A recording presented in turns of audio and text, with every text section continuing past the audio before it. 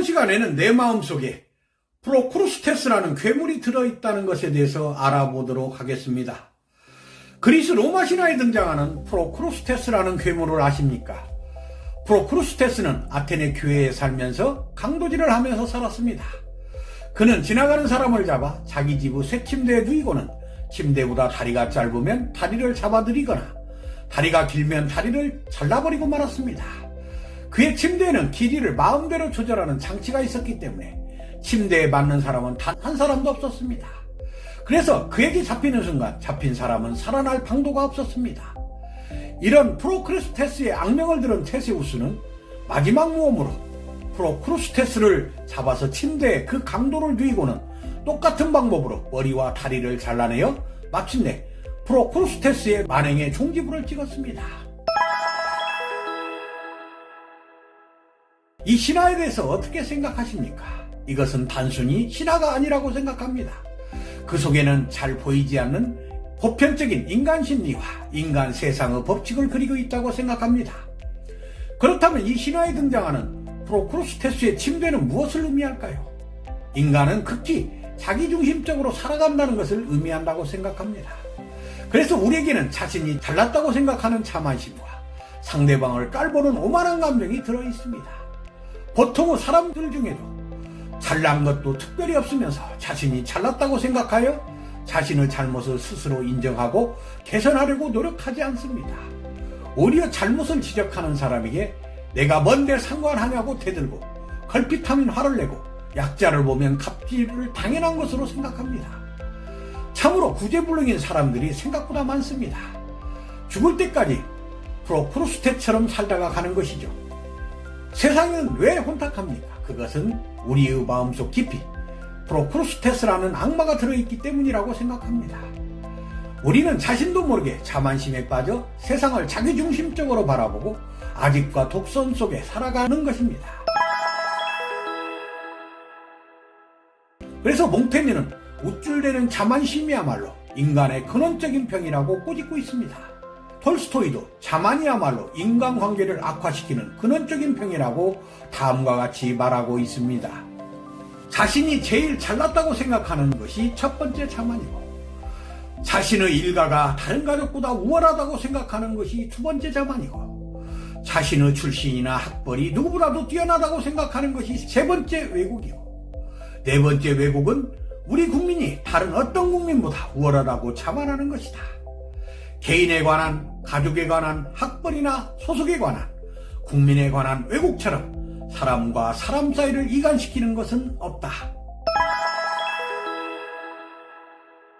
게다가 자기중심적 사고가 강해지면 자만심을 넘어 오만한 감정이 고개를 들기 시작합니다. 특히 사람이 잘 나갈 때 더욱 그렇습니다. 잘 나가니까 틀릴 일이 없다고 생각하는 것이죠. 허나 이것은 파멸로 가는 지름길입니다. 자기중심적 사고방식이 강해지면 자신의 생각이 무조건 옳다는 전제 아래 남을 무시하기 시작합니다.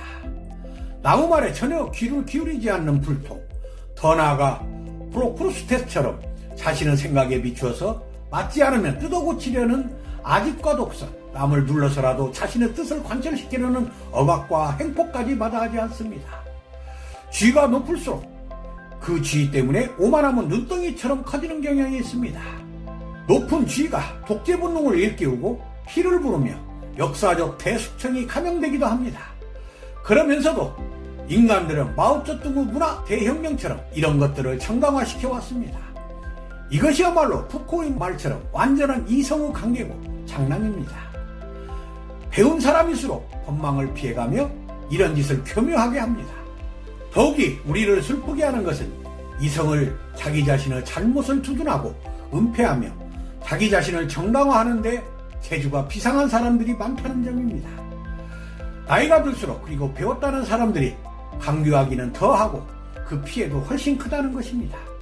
특히 통치자가 강교하고 사악하면 국민 전체가 고생하게 되지만 통치자의 오만함과 이선이 드러나는 날이면 결국 국민의 심판을 받게 되는 것입니다. 독재자의 최후를 보면 오만함이 얼마나 위험한 일인가를 쉽게 알 수 있습니다. 우리에게 해악을 가져오는 지나친 자만심과 오만함은 알고 보면 참으로 어리석은 짓입니다. 상대방을 존중해야 내 사람이 많은 법인데 자만하고 오만하여 남을 무시할수록 자기 사람은 고사하고 정만 만들어 자신을 사지로 모는 것이나 마찬가지입니다. 어떤 인간도 완벽할 수 없습니다. 누구나 실수하기 마련입니다. 자신의 지위가 높다 하더라도 자신이 다른 사람보다 잘났다는 증거가 그리 많지 않습니다. 아무리 하찮게 보이는 사람 중에도 자기 자신보다 잘난 점은 반드시 갖고 있기 마련입니다. 그래서 다른 사람의 도움 없이는 살아갈 수 없습니다. 그런데도 자만심과 오만함에 빠진 사람들은 자신은 언제나 영원한 천지전능한 존재라고 착각하여 남을 무시하고 일방적이고 독단적으로 행동하려고 합니다. 그러다 결국 테세우스가 프로크로스테스를 심판하는 것처럼 사람들의 눈밖에나 올라그기를 가게 됩니다. 그래서 장자는 오만한 인간을 달려오는 마차를 보고 대드는 사마귀에 비유하며 남을 업신여기며 자신의 능력을 과시하는 것이야말로 위험천만한 일이다라고 말하였습니다. 그래서 우리는 우리 마음속에 자리 잡고 있는 프로크로스테스의 자만심과 오만함을 늘 경계해야 한다고 생각합니다.